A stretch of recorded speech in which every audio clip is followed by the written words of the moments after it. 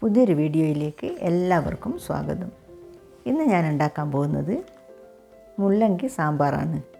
തേങ്ങയൊന്നും വറുത്തരക്കാതെ നല്ല ടേസ്റ്റിൽ ഈസി ആയിട്ട് ഉണ്ടാക്കിയെടുക്കാൻ പറ്റും ഈ സാമ്പാർ.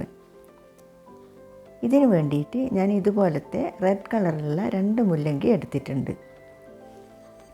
ഇത് വൈറ്റ് കളറിലുള്ളതും അധികം കിട്ടാറുണ്ട്. ഇതിൻ്റെ പുറത്തെ തൊലി പീൽ ചെയ്തിട്ട് കഴുകിയിട്ട് ഒന്ന് കട്ട് ചെയ്തെടുക്കണം. ഞാൻ ഇതുപോലെ കനം കുറച്ചിട്ട് റൗണ്ടായിട്ടാണ് കട്ട് ചെയ്തത്. ഇനി സാമ്പാറിലേക്ക് ചേർക്കാൻ വേണ്ട പരിപ്പൊന്ന് വേവിച്ചെടുക്കണം. അരക്കപ്പ് പരിപ്പ് കഴുകിയിട്ട് വെള്ളത്തിലിട്ട് വെച്ചിട്ടുണ്ട്. അതിലെ വെള്ളം ഊറ്റി കളഞ്ഞിട്ട് ഒരു കുക്കറിലിട്ടിട്ട് വേവിച്ചെടുക്കാം. പരിപ്പ് കുക്കറിലിട്ട് കൊടുത്തിട്ട് അത് വേവാൻ ആവശ്യമായ 1 കപ്പ് വെള്ളം കൂടി ഒഴിച്ച് കൊടുക്കാം.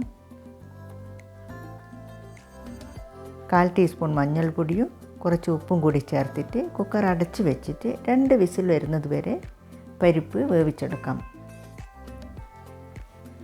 സാമ്പാറിലേക്ക് ചേർക്കാൻ വേണ്ടിയിട്ട് കുറച്ച് പുളി കഴുകിയിട്ട് ഒരു പാത്രത്തിലിട്ടിട്ട് അതിൽ കുറച്ച് ചൂടുവെള്ളം കൂടി ഒഴിച്ച് വെക്കാം.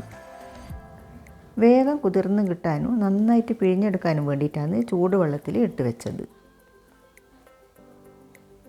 പരിപ്പ് 2 വിസിൽ വന്നപ്പോൾ ഓഫാക്കിയിട്ടുണ്ട്. അത് പാകത്തിന് വെന്തിട്ടുണ്ട്.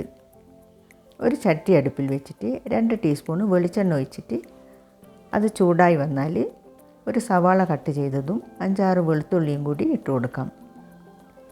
സവാള കളർ മാറുകയൊന്നും വേണ്ട, ഒന്ന് വഴറ്റിയിട്ട് സോഫ്റ്റാക്കി എടുത്താലും മതി. ചെറിയ ഉള്ളി ഉണ്ടെങ്കിൽ അത് തന്നെ ചേർത്ത് കൊടുത്താലും മതി, അതാണ് നല്ല ടേസ്റ്റ് ഉണ്ടാകുക. സവാള ഇപ്പോൾ വാടി വന്നിട്ടുണ്ട്. ഇതിലേക്ക് കട്ട് ചെയ്ത് വെച്ച മുള്ളങ്കി ഇട്ട് കൊടുത്തിട്ട് നന്നായിട്ടൊന്ന് വഴറ്റിയെടുക്കാം. മുള്ളങ്കിക്ക് അത്ര വേവൊന്നുമില്ല. ഇത് കനം കുറച്ചിട്ട് കട്ട് ചെയ്തതുകൊണ്ട് തന്നെ പെട്ടെന്ന് തന്നെ വെന്ത് കിട്ടും. മുള്ളങ്കി ഏകദേശം വഴന്ന് വന്നിട്ടുണ്ട്. ഇനി ഫ്ലെയിം കുറച്ച് വെച്ചിട്ട് ഇതിലേക്ക് കുറച്ച് പൊടികൾ ചേർത്ത് കൊടുക്കാം. 1/4 ടീസ്പൂൺ മഞ്ഞൾപ്പൊടിയും 1/2 ടീസ്പൂൺ മുളക് പൊടിയും 1 ടീസ്പൂൺ മല്ലിപ്പൊടിയും 2 ടീസ്പൂൺ സാമ്പാർ മസാലയും ചേർത്തിട്ട് എല്ലാം കൂടി കുറച്ച് സമയം വഴറ്റിയെടുക്കണം.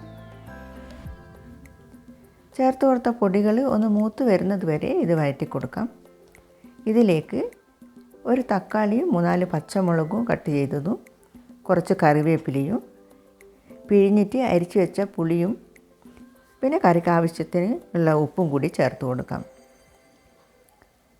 ഗ്രേവിക്ക് ആവശ്യത്തിനുള്ള 1 കപ്പ് ചൂടുവെള്ളം കൂടി ചേർത്തിട്ട് അടച്ച് വെച്ചിട്ട് നന്നായിട്ടൊന്ന് തിളപ്പിച്ചെടുക്കാം. പുളിവെള്ളത്തിൽ ഇതെല്ലാം കുറച്ച് സമയം തിളപ്പിച്ചെടുക്കണം. ഇതിപ്പോൾ നന്നായി തിളച്ച് വരുന്നുണ്ട്. ഇനി തുറന്നിട്ട് വേവിച്ച് വെച്ച പരിപ്പ് ഇതിലേക്ക് ചേർത്ത് കൊടുക്കാം.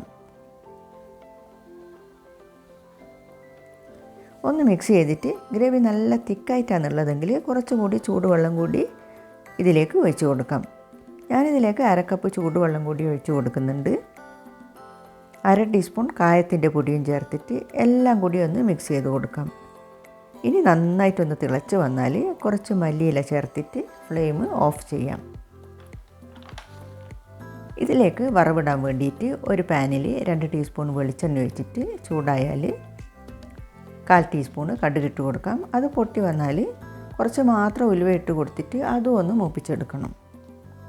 പിന്നെ 2 വറ്റൽമുളക് കട്ട് ചെയ്തതും കുറച്ച് കറിവേപ്പിലയും കൂടി ഇട്ടിട്ട് സാമ്പാറിലേക്ക് ചേർത്ത് കൊടുക്കാം.